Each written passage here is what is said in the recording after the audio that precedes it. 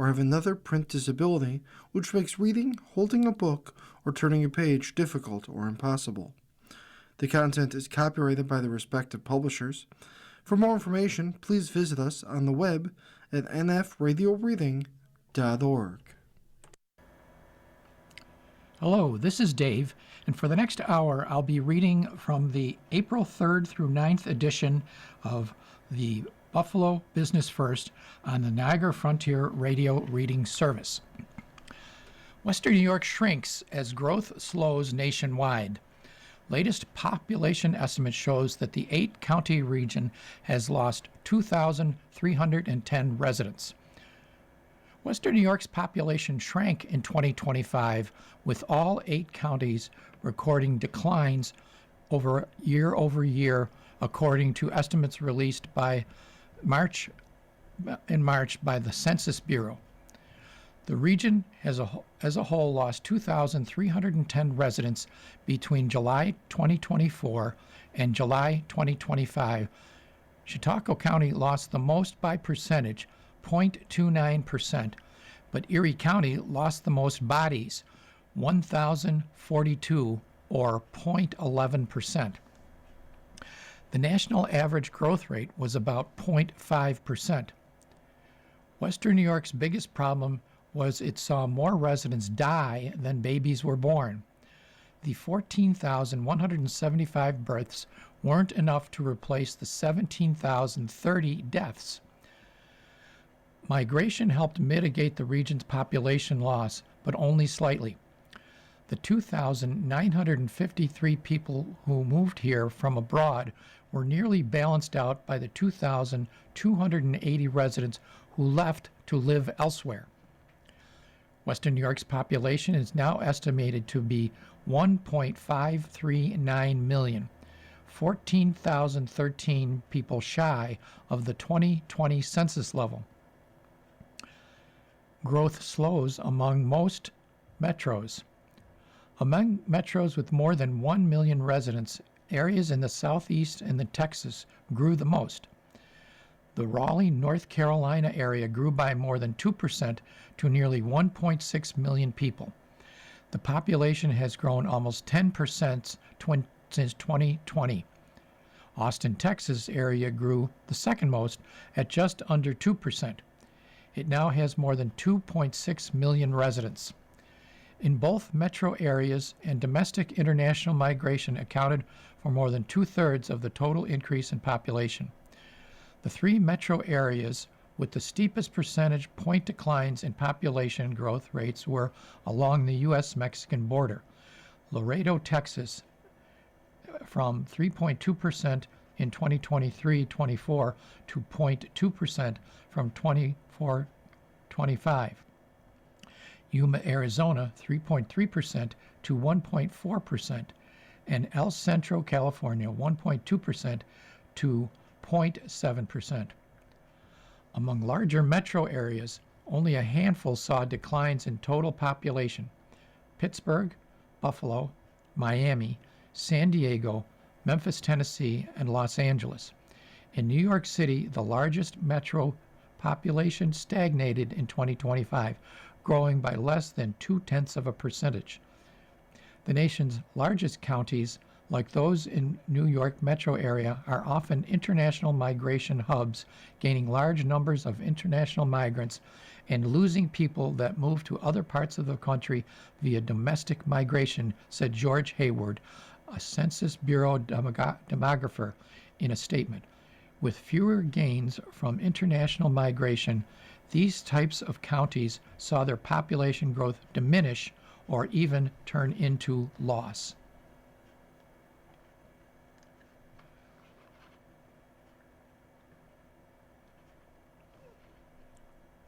His backup career, geopolitical diplomacy.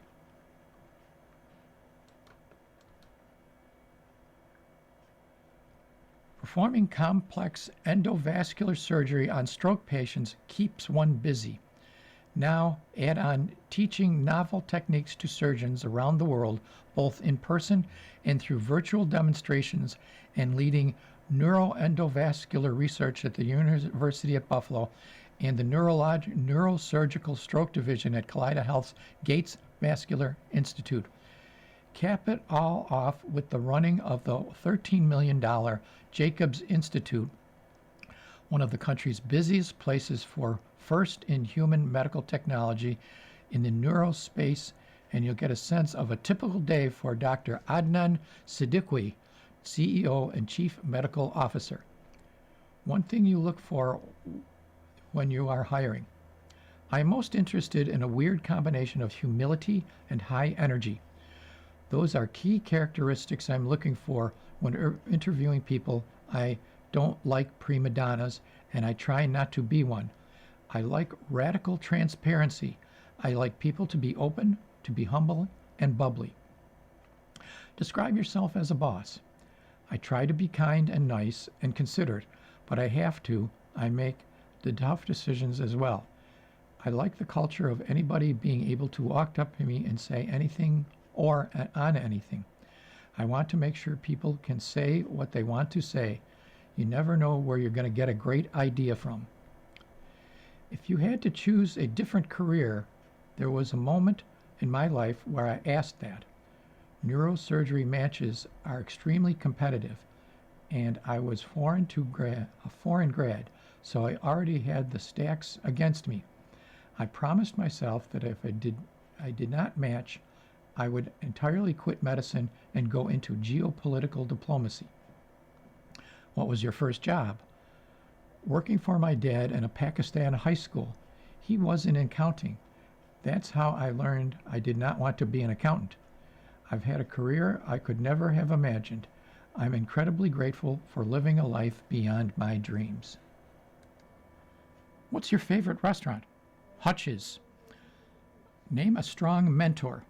Nick Hopkins. I've had a few different mentors, but he's definitely the most influential in terms of how I think about clinical diseases, how I think about entrepreneurship, and how I think about people. The best decision I ever made was to come to Buffalo and work with Nick Hopkins. What is your ultimate career goal?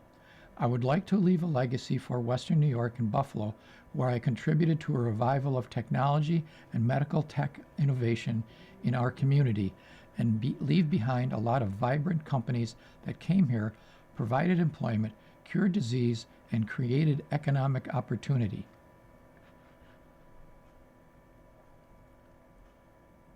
I take that from Nick. That was his vision, but he did not live long enough, so that's my mantle. A lesson that you learned from a mistake. James Joyce said something like, mistakes are a portal for discovery. We make mistakes every single day. The important thing is we have to learn from them and try not to ever repeat them. That's the challenge. Making the mistake is part of being fallible. What's a favorite thing for you to do in Buffalo? Going home. I travel a lot. I did 160 days last year outside Buffalo, so for me, being home is the best part of Buffalo. I live in the village of Williamsville and absolutely love the neighborhoods near Glen Park. I love to walk to Moorpat or Sweet Jenny's. I also love watching the Sabres. Something about you not everyone knows. I'm married to St. Josephine. While I'm frolicking around the planet and doing all these things, she's the one managing the homestead and giving me peace of mind and comfort. My secret power is Josephine. Cohen Vaughn ends with firms parting ways. Management differences, technological incompatibility led to an amicable split.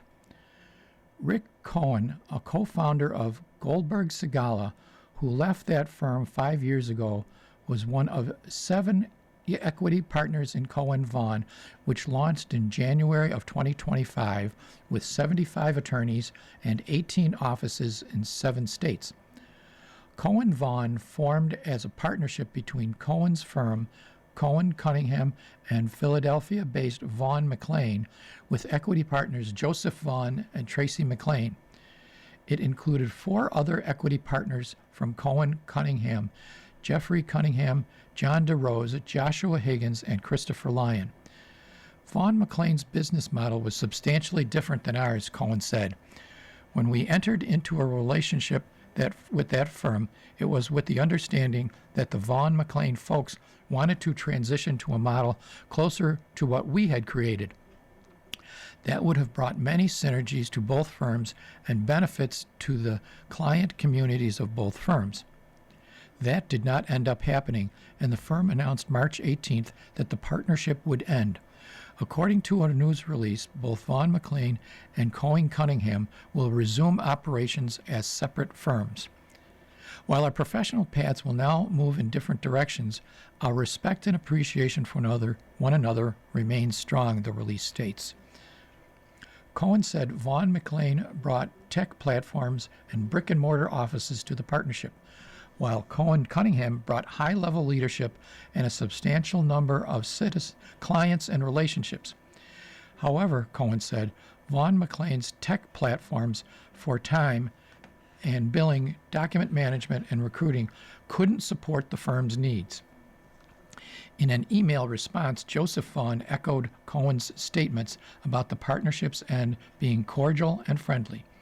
We recognized that our differences in management styles may be an ongoing obstacle, but that we were maintaining close ties and referral relations, just operating independently.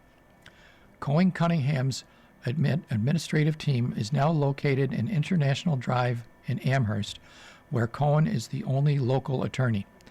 The firm has 15 lawyers, 8 of them partners, with 7 other offices in the East Coast. A $40 million plus project to remake the East Side landmark of the Broadway Market. Construction begins this summer on the ESD-funded project.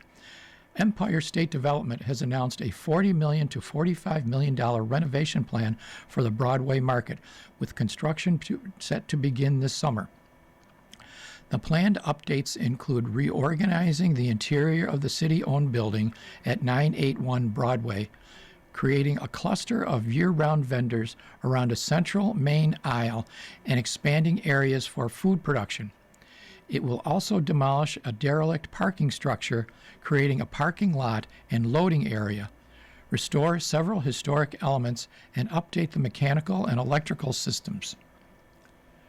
The team expects to seek approval from all of the city preservation and planning boards soon, according to the ESI. Funding for the project is coming from Empire State Development. The project is eligible for historic tax credit funding. Flynn Battaglia Architects is a leading design team, and Buffalo Construction Consultants is construction manager on the project. Broadway Market Management, a nonprofit founded in 2023, will operate the market. The nonprofit's team will be at the Broadway Market on Easter week, the market's busiest time of year, with a virtual reality showcase of the design plans. Broadway Market Management will be funded by the Regional Revitalization Partnership, a collaboration between state, local municipalities, and private donors. State and officials and city officials have been working on a plan to revitalize the market since 2020. The market was established in 1888 through the current building, though the current building was constructed in 1956. While it remains a popular destination around Easter and Christmas, activity at the market has dwindled. We're turning the tide on decades of decline and pursuing a plan that firmly establishes the market as a bustling hub in the heart of Broadway Fillmore neighborhood, said ESD CEO and Commissioner Hope Knight in a statement. There's a new executive director bringing background in startups to Buffalo Place. From a field of about 200 candidates, Buffalo Place chose a veteran of Buffalo's startup and economic development scenes as the next executive director. The board unanimously approved the appointment of Peter Borokowski, who will exit his role as director of startup ventures at the University of Buffalo's Office of Business and Entrepreneur Partnerships on April 27th. I think about a vision for downtown Buffalo where people see us as a 24/7 mixed-use district where people live, work, and play. Borokowski said at the most recent meeting of the Buffalo Place Board. Borkowski served as communications manager for Visit Buffalo Niagara from 2010 to 2014. He helped launch the 43 North Startup Competition and served as Vice President of Marketing and Organizational Strategy for 43 North. He left the organization in 2019 and co-founded a startup, Helix Intel, and joined UB in 2022. He replaces Michael Schmand, who was executive director from 1997 to 2025. You are listening to a reading of articles and features from Buffalo Business First on the Niagara Frontier Radio Reading Service. Governor Hochul proposes reforms to speed development. Changes would exempt many housing projects from environmental review. Governor Kathy Hochul has issued a call to let them build, proposing reforms to the environmental review process for construction projects that some in Western New York are greeting with a mix of celebration and skepticism.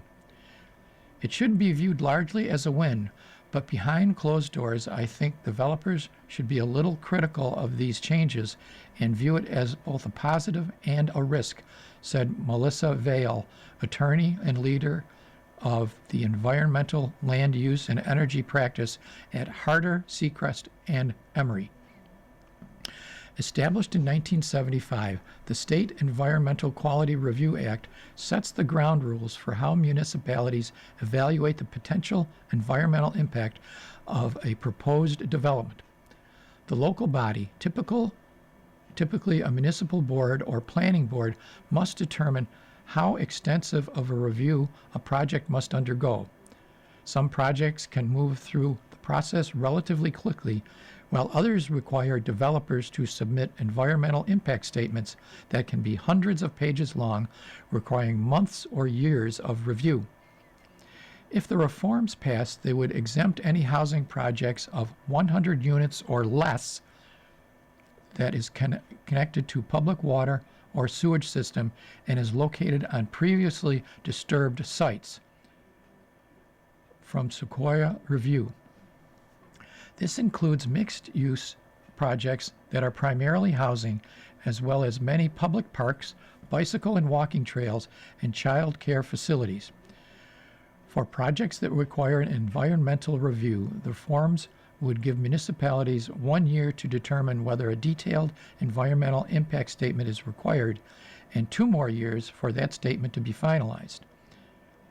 Zellner said a major goal of the legislation is to address New York's housing shortage by making it easier for projects to get off the ground.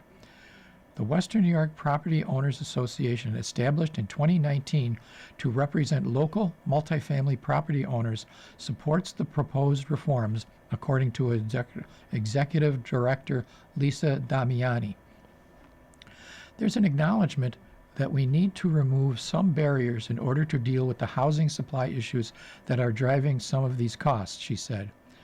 I think SOCORA has been used as a tool for opponents of projects to delay. Chris Ketsey, director of the New York State Association of Towns, said municipal leaders are generally support the idea of streamlining red tape, but have concerns. A lot of towns rely on the SOCORA process for their site plan review. They don't have their own site plan review, he said. If a town doesn't have their own site plan process in place, they lose control of that altogether, and that's a problem. Ketzel said members are concerned about some ambiguities in the proposal, particularly those related to the time limit for the SOCORA process. Vale said these ambiguities could lead to projects getting taken to court by opponents testing the limits of the new law, she said. While she believes SOCORA needs to be reformed, she's skeptical that the proposed changes will result in many more developments getting done more quickly. Development in the state of New York is just going to continue to get more and more complex, she said.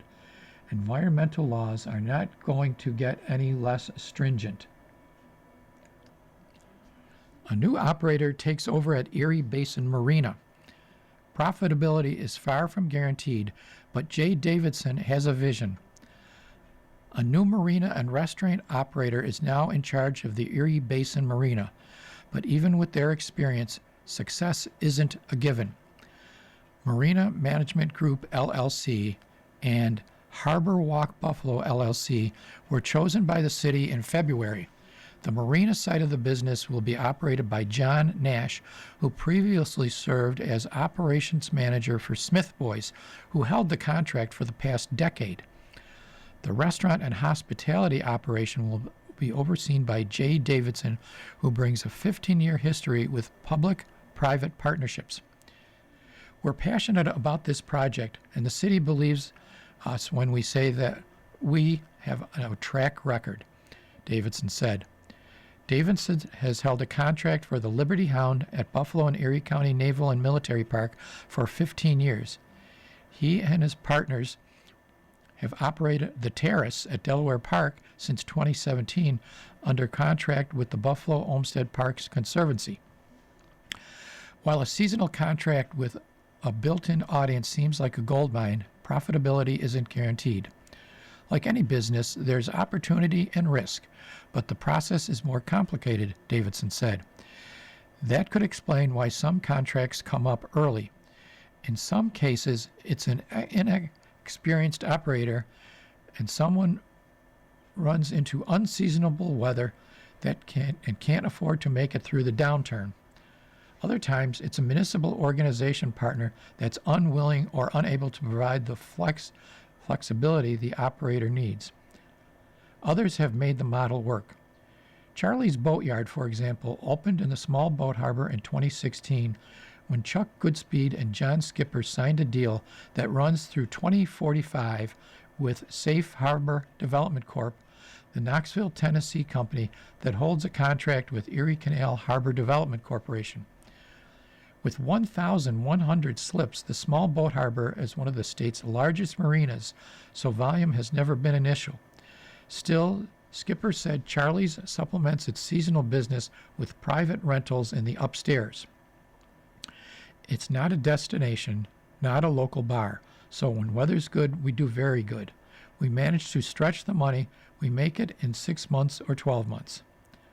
In 2024, Davidson's Sully's at Harbor Walk replaced the Juicery and the Hatch through a partnership with Angelo Cana Jr., who held the marina restaurant contract until last fall. Then, in 2025, Davidson added Scarlett's Ice Cream. Now with complete control over the Erie Basin Marina space, Davidson wants to open a casual, seafood-focused eatery with inside seating in the adjoining restaurant. He wants to draw boaters at the marina and the downtown workforce. The contract requires the operators to pay a percentage of net profits into a fund for capital improvements versus a guaranteed lease payment. They're also responsible for funding upkeep and infrastructure repairs as well as utility costs. Davidson is hoping for good weather, a quick turnaround of the facilities, and a good first season, but he's also realistic. The Liberty Hound at Canalside is a great location, but there and at the Terrace in Delaware Park, we've probably had as many years that have been profitable as those that were not. It's not a slam dunk. A new chief operating officer leads focus shift to experiential hospitality at Delaware North. Jamie Obletz steps in as company repositions its portfolio. It tells you something about a company when the top execs are busy watching women's Olympic hockey minutes before an interview. The TV in Jamie Obletz's office was still playing when he stepped out for an interview, which ended in time for him to catch the U.S. winning the gold. Obletz is a huge sports fan, having spent nearly 3 years as president of Delaware North Sports Service and another 21 months overseeing the company's United Kingdom business, leading operations at nearly 50 global professional sports and entertainment venues. In October, he became Chief Operating Officer at the $4.4 billion Buffalo-based hospitality and entertainment firm, where he now has a global responsibility for operations and strategic growth. The promotion came 9 years after he joined the company as Vice President of Corporate M&A and Investments, bringing a background in real estate, investment banking, and M&T Bank and J.P. Morgan. I didn't want to be just an M&A expert. I was too enamored of the scale and size and complexity in all areas that the company operates. In many ways, the COO post has been a role I've been wanting for many, many years. Oblitz worked hard to be ready. That included spending time overseas, the company's Polina Group restaurant portfolio, and accepting a leadership role with the travel hospitality division just as the pandemic arrived to shut it down. Oblitz's becoming Chief Operating Officer coincided with a time of change at Delaware North, which completed the sale of its $500 million U.S. travel hospitality business line in 2025 to Areas USA. That was part of a larger strategy shifting away from contract business to allow for more investments into other experiential areas of hospitality. On the sports side, that means going beyond professional sports to pursue business and colleges and universities. For lodging and parks, the company is considering how to grow past its existing concessions with the National Park Service by investing in its own cabin-style lodging and glamping sites. The spring will see the opening of a new Miami Freedom Park soccer stadium, the next Major League Soccer contracts for Sports Service, and its first major contract in Miami, followed by the World Cup at MetLife Stadium in New Jersey. On the casino side, Delaware North will open the first phase of the $1 billion Catawba Two Kings Casino in partnership with the Catawba Nation near Charlotte. Oblitz said the company plans to recruit more leaders to work in Buffalo versus the hybrid model it adopted post-pandemic. The company employs 1,500 local, including 450 at the corporate headquarters, and 45,000 globally. Oblitz said in the next 1 to 3 years, he expects the company to hire in Western New York. Several data centers take shape in Western New York. Developer Stream Data Centers will begin demolition of the large metal series and other infrastructure built as part of the now defunct Plug Power projects at Genesee County's Stamp site. Stream does not yet have approval for its own $11.81 billion data center on the site, but it's funding and undertaking the demolition of Plug Power's hydrogen storage spheres as a preemptive measure, according to an announcement from the company. Stream is proactively investing in this initiative to ensure that, if approved, we can meet our customers' desired timing, said Bradley Wells, Stream Seeger Project Development Manager. That customer remains unknown. Stream previously announced it has a deal to lease the entire capacity of the data center to a Fortune 50 company, which limits the pool to a handful of tech giants, but it has not named the prospective tenant. Plans for the data center are still undergoing environmental and site plan review. Stream has applied for a large tax break package from the Genesee County Environmental Development Center, originally estimated at $774 million. The tax break has since almost doubled to $1.4 billion. The center is expected to create 125 jobs. Several community groups and the Tonawanda Seneca Nation have staunchly opposed the plan, but GCEDC officials have been mostly supportive of it. Stream will fund the construction and transition lines and substation infrastructure to provide the about 500 megawatts of power it needs. Plug Power in February announced a plan to sell its property at the Stamp site to Stream for $132.5 million to $142 million, depending on how quickly the deal closes and whether Plug funded the removal of the hydrogen spheres, which it has opted to do. Plug Power started construction at Stamp in 2022. The project, with an announced construction cost of $676 million, was expected to create 88 jobs and receive a $122.2 million tax break package from GCEDC.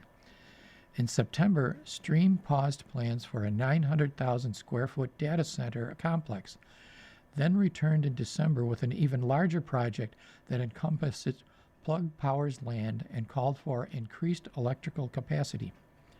Stream is one of several developers working to build data centers in western New York. Construction of TeraWulf's Lake Mariner Data Center in Somerset has been proceeding in stages since 2022. Several buildings have been completed and work is underway on more. The first buildings were created for cryptocurrency mining, while later additions have been focused on providing computing power for artificial intelligence. When completed, the data center will have a power usage capacity of 760 megawatts.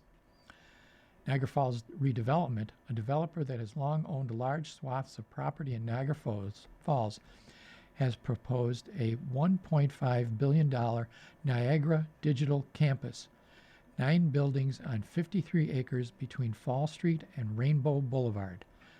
The 140 megawatt data center would create an estimated 150 jobs, according to representatives for the project. City officials have largely opposed the proposal, and plans are held up in contentious approval process and eminent domain fight. You are listening to a reading of articles and features from Buffalo Business First on the Niagara Frontier Radio Reading Services. Funds begin flowing for a $40 million tech hub. Grant distribution is underway for regional semiconductor supply chain.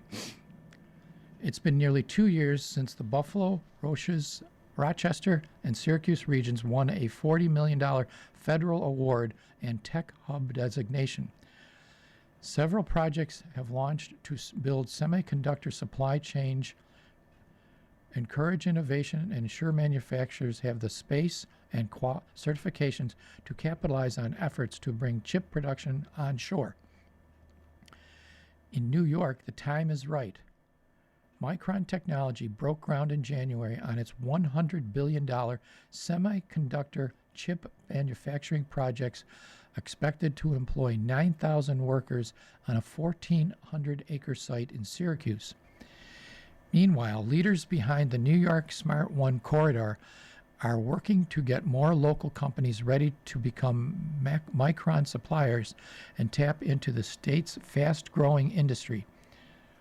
Joseph Stefko, president of the Rochester-based One Rock Economic Development Organization, which is co-leading the consortium, said projects in the supply chain, commercialization, and workforce areas began about 18 months ago.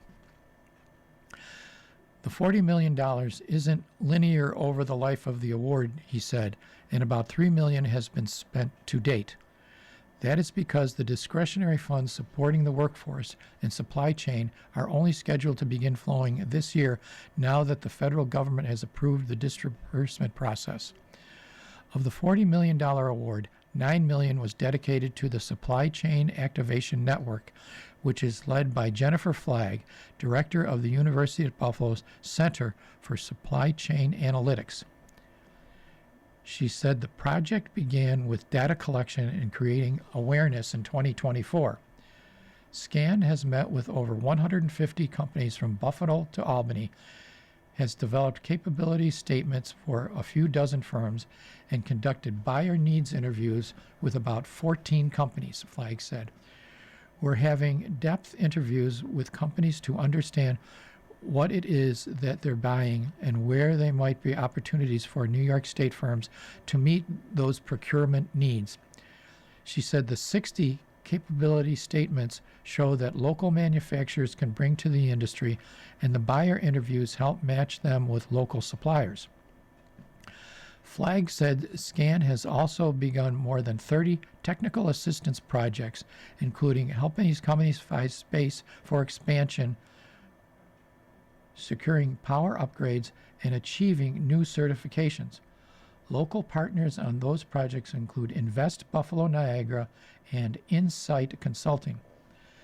Ben Rand, Insight president, and his organization have been helping companies achieve certifications in quality assurance like ISO 9001 or AS 9100, an aerospace standard that many chip fabricators require. He said companies are also working to achieve cybersecurity maturity model certification required for defense contracts.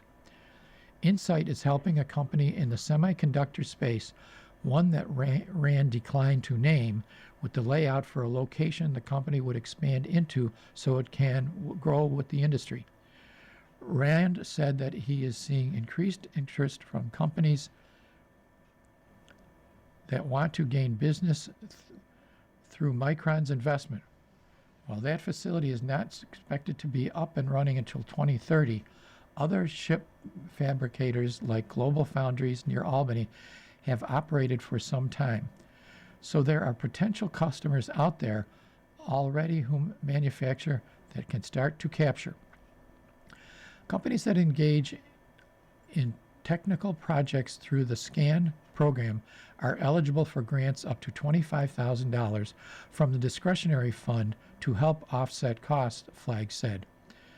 There's an important piece of this, especially when we're talking with small and medium-sized firms who maybe don't have the resources for a large capital investment, but are interested in exploring what the opportunities look like for them in the semiconductor supply chain.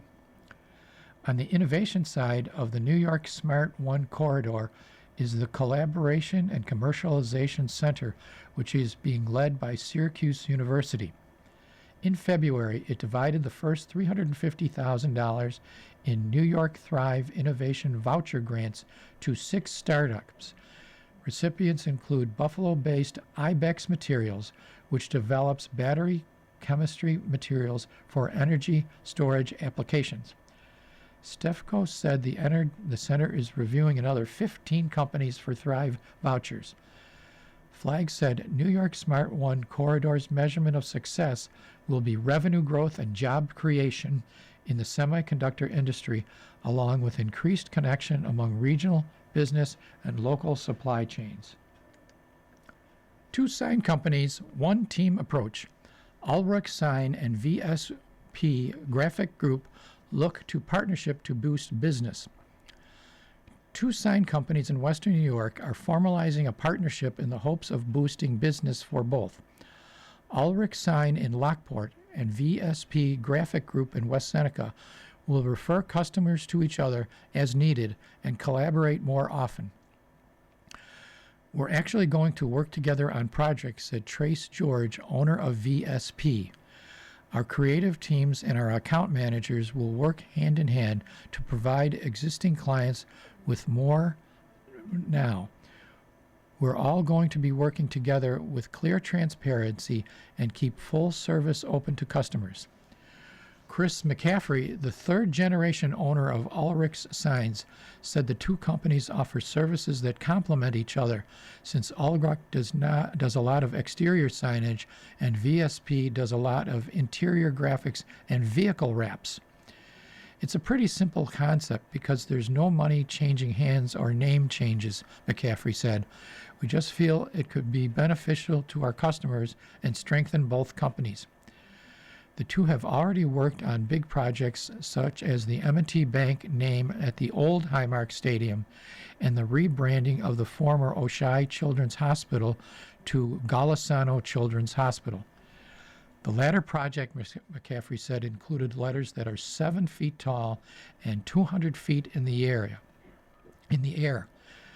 We did the original Oshai letters back in 2017, and now we're replacing them with Golisano, McCaffrey said. It's the skyline of Buffalo, so we're really proud to be part of that. Ulrich Signs' recent work includes signs for the new Golisano Institute for Business and Entrepreneurship on top of the former Buffalo News building downtown, and for Dick's House of Sport, and Western New York's first Costco, both in Amherst. When you get to be a part of a big project like that being built, it's pretty neat, McCaffrey said. I think we have confidence in the Buffalo community and that happening in Western New York and what's happening in Western New York, and we both want to be part of it. Both companies are also working on succession plans. George, who started the company 30 years ago, has two sons, Trey and Jake, who are running operations at VSP, which has about 25 employees. Aldrich Sign, which also has about 25 employees, started 87 years ago, and it is in the third generation of ownership, though McCaffrey said he anticipates that one of his three children joining the company within the year. I'm not going anywhere, McCaffrey said. I still really enjoy what I'm doing. George and McCaffrey said their alliance will strengthen both companies in preparation of the next generation takeover, and if the next generation decides to pursue a more concrete merger, the seeds are sown. Trust is essential as the common thread here.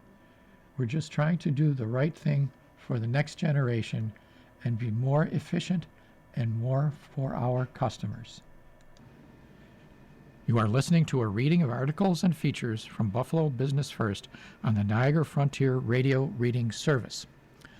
Gibraltar is shifting its focus after a $70 million sale of renewable segment. Another deal is pending as Batavia manufacturer turns its attention to residential building market. A public company headquartered in Hamburg has sold off part of its energy division in a $70 million deal with plans to sell the rest of that business segment within the next month or two.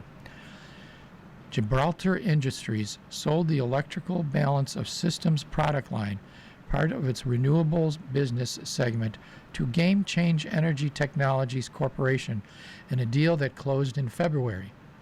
Gibraltar CEO Bill Bosway said in a recent interview that the company made the decision in June to exit the renewable market. When we went to market with the business, we found that people were interested in different pieces of it.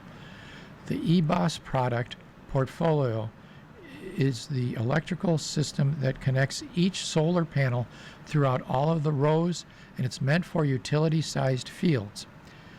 Game Change, which is focused on the utility market, was interested in adding eBOS to their portfolio, Bosway said. The other portion of Gibraltar's renewable business is focused on the distributive generation market, making foundation and racking for small community solar fields, he said. We're getting closer to finalizing that deal, but it will be later this quarter or in quarter two. When Gibraltar, which makes products for residential buildings, ag tech, and infrastructure industries, decided to exit the renewables market, it also made a $1.34 billion acquisition of OmniMax International, an Atlanta-based manufacturer of residential roof products and systems. The company is leaning into its residential building business segment, and Bosway said by the end of 2026, that will make up 80% of the business. That will make it easier for investors to understand who we are and what we do. It makes it easier to access the risk profile and look at return opportunities. He said that in the last few years, the residential market was not robust, with very high interest rates, but now that's starting to change. Fundamentally, we're seeing more green shoots sprout up, Bosway said. Affordability is getting better, and interest rates are coming back down. Data centers, an engine for the region's economy. Ready or not, here come the data centers. It is important for Western New York to embrace them because ultimately this rapidly developing sector will be advantageous to the area's economy. That was the message from experts invited to the Buffalo Business First publisher John Tabot to discuss what makes data centers a good idea for the area. Joining Tabot were Ibram Masabi, CEO, MVP, Network Consulting, David Flynn, partner with Phillips Lytle LLP, Sean Farrell, COO of TerraWolf Incorporated, and Luke Marchiori, Executive Vice President of Energy Mark LLC. For a region to attract the talent and investment for the technology sector and be considered on the leading edge, it needs to be an active participant, not just in the data center space, but more broadly, Flynn said. The benefits to communities that support these companies include property taxes that support local projects and system benefit charges that help the state implement a number of initiatives. The number of dollars that operators can pay towards school districts and local communities is just game-changing for them. Flynn heads Phillips Lytle Energy Practice and is a member of its data center team. Increasing the demands of the data centers in terms of energy infrastructure, behind-the-meter generation, and growth of clients in those areas has prompted the firm to create its energy consulting services to help clients navigate the regulatory path in the energy industry. He questions the reluctance of some communities to welcome these industries. This false narrative about driving up everyone's electric prices, if we do it correctly, it will drive up the residential costs. It will help pay for some of the critical infrastructure needs and as well create more funding for some of the renewables that many people embrace. Masabini agreed. His company, MVP Network Consulting, designs, builds, and manages and secures infrastructure networks for its clients, primarily in the healthcare, nonprofit, and manufacturing industries. The company builds a network around clients' business processes and guides them through proper use of technology. The current focus is on the use of artificial intelligence, AI, and securing it against data leaks. Masabini said, MVP Network has locations in Buffalo and the Hudson Valley and manages networks for clients across the state. The development of the data centers for AI will require more power, more cooling, and more capabilities. He encouraged communities to embrace the possibilities of such development in this sector. Build them and they will come, he said, without a doubt. Marchiori said, if structured correctly, large data centers do not strain the grid. They help fund the infrastructure upgrades the grid needs. The system benefits, charges, and tax revenues tied to these projects are substantial.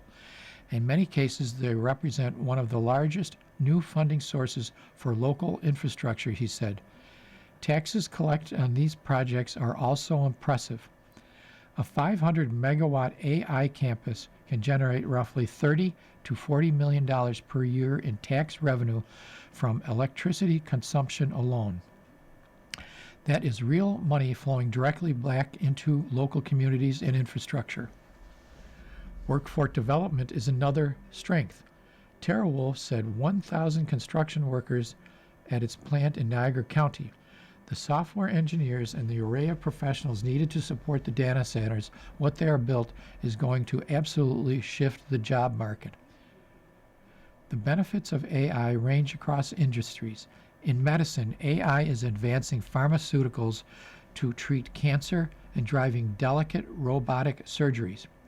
In data centers, it is predicting maintenance issues and system failures both within the data center space, but more broadly to many other critical industries, and that goes directly to the bottom line, Farrell said. When you look at AI, you have to look at all the cases as a whole. It is benefiting society beyond what people possibly imagine. People aren't looking at the broad picture in how AI is enabling and improving everyday life. It is a huge benefit, and we look forward to, and the revolution is coming whether you like it or not. Definitely embrace AI, but start with governance and cybersecurity, Masabini said, especially for applications that go beyond the start of standard AI that answers questions prompt. When you start tying it to different applications that allow it to take its own action through triggers where you're not in control, what is it going to do? You have to have governance around it and somebody that knows what they're doing. Also, take a risk assessment that will identify holes in the system, Masabini said. Without a security scheme, weaknesses in the system will cause data leaks that will take whatever data is being fed into it and make it available to others outside our system. Before you start rolling out AI for everybody, understand how they are going to use it and how you are going to tie into different applications to actually get value out of using these licenses that you're buying. Take these steps and make AI advantageous. This is the company that embraces AI and uses it properly that is going to win, because they are going to be able to provide faster and better information and be able to give you a holistic approach versus having to wait for a human. These are impressive predictions about the demand for data centers across the country. Some say triple, quadruple, or more than today's numbers. New York is well positioned to attract them with its weather, fresh water, and available land. It can make economic and operational sense, Flynn said. Upstate New York has so many of the attributes that are necessary for a good spot for data centers: relatively inexpensive land and energy availability. Let's take those positives and turn upstate New York not into a kind of paved over data center, but an opportunity to use data.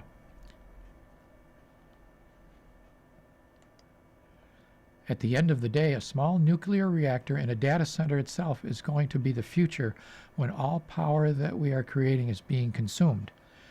The demand for electricity will go from 25 gigawatts today to more than 100 gigawatts by 2030. The load growth is going to take a grid investment, a mix of all the generation resources, and a lot of new, more dynamic, cleaner assets. Policy will be a big driver, Masciari said. His company, Energy Mark, is a retail and wholesale natural gas and electricity supplier. New Yorkers should eye the work being done by Dennis Eisenbeck and Donna DeCarolis, who are members of the New York Climate Action Council, challenging the timeline of the state's full shift to electricity and phase out of natural gas. During recent peak demand events in the summer and winter months, natural gas has generated as much to 60 to 70% of New York's electricity. This highlights how critical it is for reliability. This is a big budget for the state coming up on April 1, Masciari said. Affordability and reliability have to move together. You cannot have one without the other. Flynn agreed, saying the state needs to deliver a cohesive message to the industry. State agencies such as Empire State Development, the Department of Environmental Conservation, and the Public Service Commission are pulling in different directions. Local governments are in the middle of the mix. The state is scattered in terms of what they want and how they want to manage data centers going forward. New York needs to take a step back, manage input from multiple different constituencies, and then step forward with a kind of comprehensive strategy for data centers that supports reasonable development. You've got to have a process that allows projects to move forward in a time frame that you are not litigating for 16 years, in which case you know the project's dead.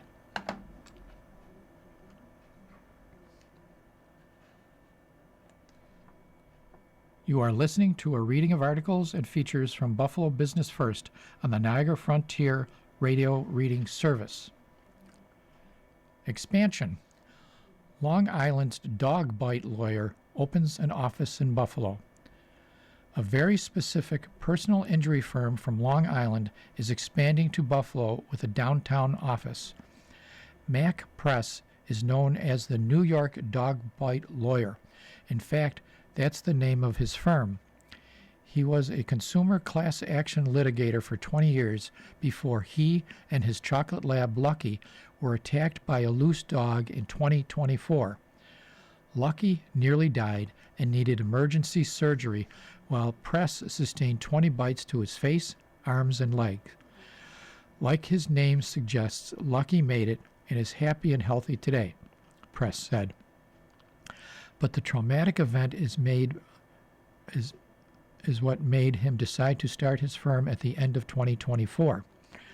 While Press started the firm in Long Island, he branched out with offices in New York City, Syracuse, Albany, Plattsburgh, and most recently Buffalo, where he leased office space at 4498 Main Street. Buffalo is a key part of our growth strategy. My mission here is not just to make money, it's promoting responsible dog ownership and protecting people and helping dog bite victims get compensation. I'm looking to be the statewide go-to for dog bite cases. A new managing partner sets priorities at Hodgson Russ. Nathan Birdie has always had an interest in the business side of law. Even before law school, he took on business roles at his father's small firm in central New York. Then he studied business in college before getting a law degree from the University at Buffalo in 2010. Now, after 13 years with Hodgson Russ, he's 2 months into his role as managing partner of Buffalo's largest law firm with 138 attorneys here. Bernie succeeds Benjamin Zuffranari, who's been with the firm 40 years and managing partner for the last 4. Bertie said he wants to maintain and improve the firm's culture. He said the firm will have a record number of summer associates this year and is looking for opportunities to grow both geographically and in our existing markets. Bertie is also building the use of artificial intelligence, which he said presents a technical challenge getting the right tools in the hands of attorneys, and an adaptive challenge in training teams and changing the minds of lawyers in how they engage with technology. Hodgson Russ has been piloting a legal AI platform over the last 18 months, Bertie said, and plans to deploy a legal services product in the second quarter. Jamal puts up 10 properties for sale. Developer Douglas Jamal once envisioned building a dense mixed-use neighborhood on a swath of mostly vacant properties in downtown Buffalo. Now he's putting up those properties for sale. The Simon Electric portfolio includes 7 buildings totaling 80,500 square feet across 1.8 acres on Ellicott and Huron Streets. J.R. Militello Realty is handling the listing with associate real estate broker Brittany Weber as the listing agent. The asking price is $5.9 million for the entire portfolio, though the seller will consider splitting the portfolio in 2 separate parcels. With Escalo Development having separately put 68 to 76 East Huron Street on the market, a sizable swath of downtown is now up for sale. A buyer is coming into the market, could essentially buy almost an entire block of downtown Buffalo and more, said Michael Militello, licensed real estate salesperson and director of marketing for J.R. Militello Realty. Jamal, in 2021, paid $5 million for the portfolio, which previously belonged to Simon Electric. His initial vision was a dense downtown community called the Electric District, with at least 450 apartments alongside retail, restaurant, and office space. You have been listening to reading of articles and features from the April 3rd through 9th issue of Buffalo Business First. We read from Business First every Wednesday at 7 p.m. Your reader has been Dave. Thank you for listening. Coming up next in the Niagara Frontier Radio Reading Service, we have Time Magazine. At 8 o'clock, we have the New York Times. And following that, at 9 o'clock, we have Discover Magazine. Stay with us for these readings and more throughout the day. Thank you for listening.